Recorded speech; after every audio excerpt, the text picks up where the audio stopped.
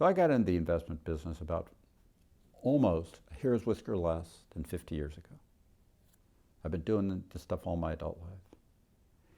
And throughout that almost half century, a fairly laughable statement that I've heard over and over and over and over again, irregularly, is that stocks are more volatile than they used to be. Usually this comes when stocks have had a plunge it down period. And then people say, oh my gosh, stocks are more volatile than they used to be. And in fact, they may be more volatile than they were the month before. Short-term volatility bounces around regularly without any ability to predict and doesn't mean anything.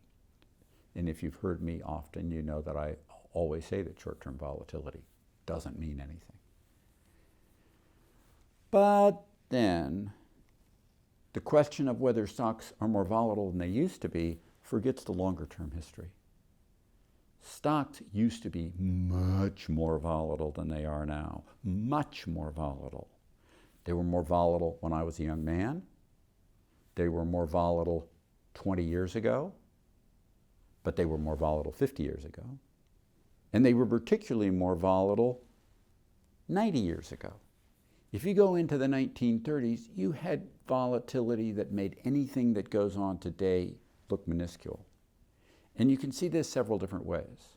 Part in history is just the overall price movements as a percentage of market value in number of days over time.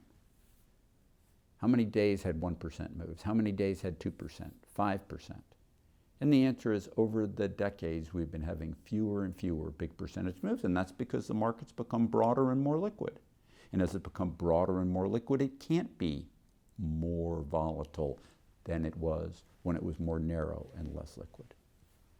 Moreover, that doesn't mean better bull markets, worse bull markets, better bear markets, worse bear markets. It means it's not as volatile. It's still volatile, but not as volatile. And at the same time, there's this other feature when we look at stocks, which is, what's the spread between the bid price and the ask price for that stock relative to the split between the two of them and zero? So I remember a world very commonly where stocks that traded around $10 and $12 often had $2 spreads. And in the 1930s and 40s, it was common for a big percentage of the total stocks that existed in the world for a number of years to have 20 and 30% spreads between the bid price and the ask price. You want to see volatility? That's volatility.